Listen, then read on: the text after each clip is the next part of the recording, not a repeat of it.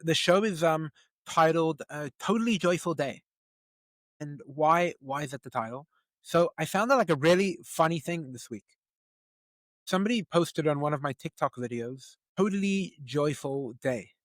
So I was like, "Oh, that's awesome! I made their day so joyful by listening to one of my videos. That's really fantastic. I feel so great about that." So I wrote, "Thank you." The person wrote like messaged back like a picture of Kanye and Nick Fuentes like wearing like smart stickers. I'm like, "Oh, that's probably not what he was trying to say." So I looked it up, and Totally Joyful Day stands for, so the middle consonant is interchangeable. So it's like totally J death, total J death, or total M death, or total N death. This is what it is. This is what it's like. It's like a cowardly way to drop like an anti-Semitic thing, so you won't get banned or blocked or whatever. I don't know about you, but I love getting anti-Semitic comments on my videos. I would never. I want you to know, if you're listening to this, if you're watching it, you can drop the most offensive thing possibly in my videos. I would never delete it. I would never block you. Firstly, you're doing me a favor.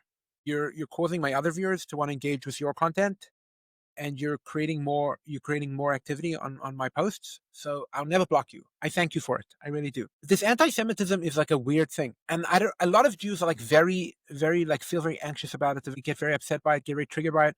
I, for the most part, view almost all anti-Semitism as a compliment, and I'll explain why. So the why is anti-Semitism so acceptable in the world? Well, because what they are not claiming that the Jews are inferior. What they are claiming is that the Jews somehow have taken over the world.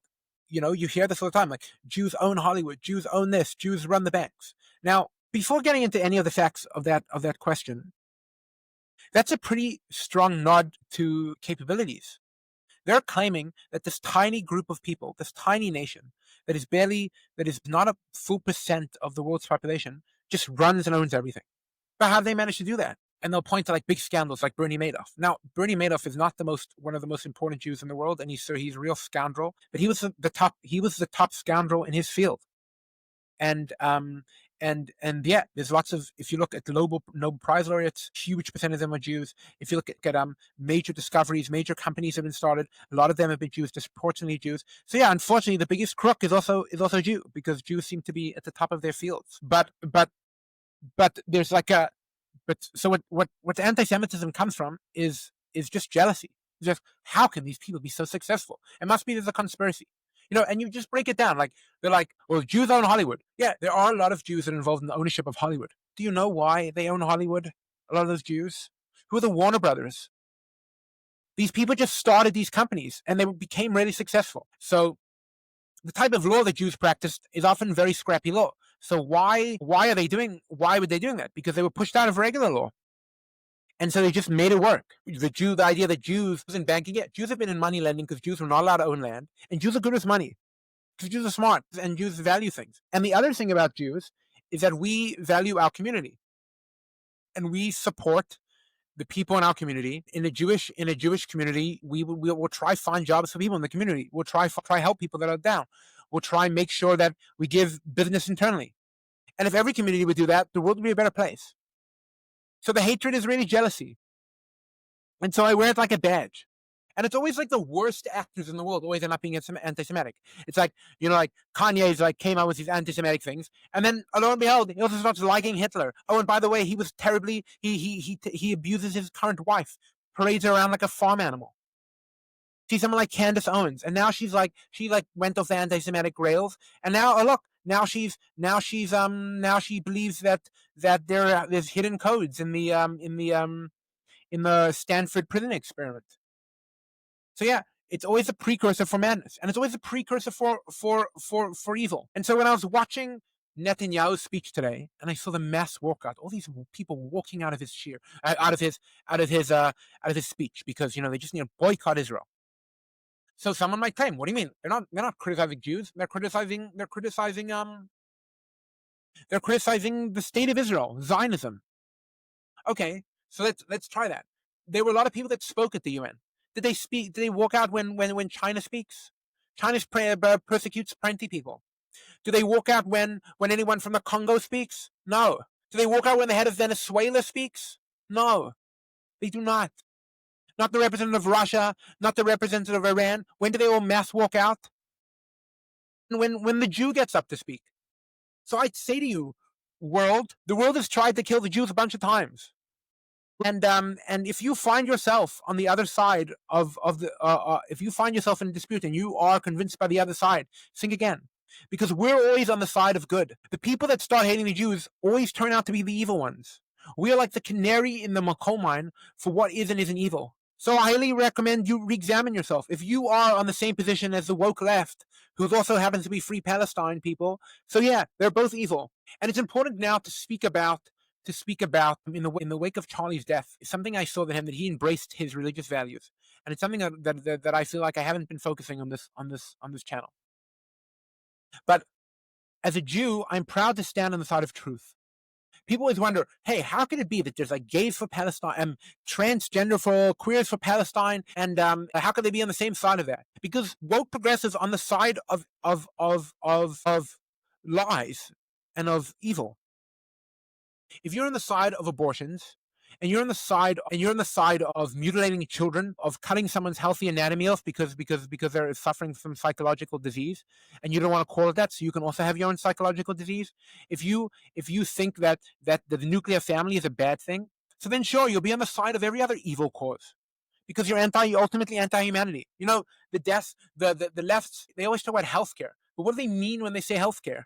They mean, what do they champion? Which healthcare procedures do they champion? They champion abortion. They champion assisted suicide. And they champion what they call gender-affirming care, which is basically lying to somebody with a scalpel. So I'm proud to not represent that. I'm proud to not be part of that. I'm proud to be a part of the people that reject that. I'm proud to be part of the people that represent truth. And the Palestinian cause is one that represents evil and savagery. And I'm proud to be against that. I'm proud to be against a people that would commit October 7th. I'm proud to be against people that would rocket a civilian. There is no amount of proportionality that would justify not destroying the Palestinian cause. They must reject their culture of savagery, of murdering people, of putting tunnels and weapons under schools and under hospitals. Again, sending pregnant women as suicide bombers. We're talking about a nation. We're talking about a culture without values, and I'm proud to be against that. And so they hate the Jews, yeah, because they also hate humanity. And so I'm proud to be a part of a nation who the evil people always also hate the Jews. Anti-Semitism. So I wear it like a badge.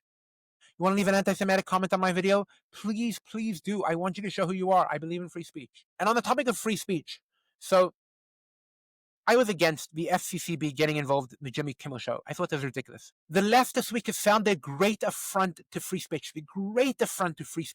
That Jimmy Kimmel was off the air for a few hours. Now, he came back to triumphant views. He got like 6 million views on his latest video, which is out of the ordinary for Jimmy Kimmel's YouTube, because it's usually sitting at around 200,000 views.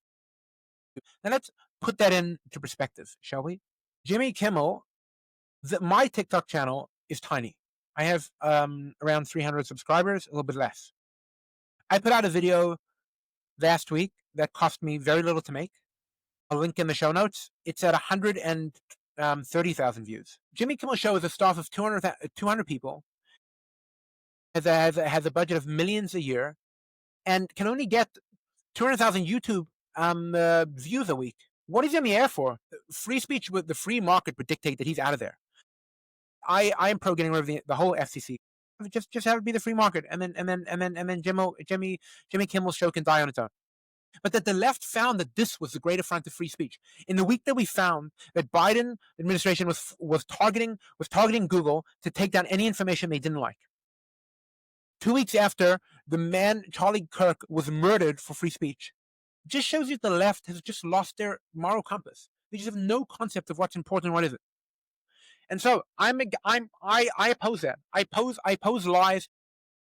I oppose a world that that creates everything into that puts everything into victim and oppressor categories, that sees any group that's not doing well and decides that the reason must be oppression instead of personal responsibility. I reject any of that, and I'm so glad that those type of people often end up hating me. Because if you ever want to know if you want to have ever a shorthand litmus test to know which values are corrupt, which values are evil, which cultures are evil, just see what they think about the Jews. And if you find that they hate the Jews, then guess what? Stay away, or don't, and suffer the consequences. That'll do it for today, guys. Till next week.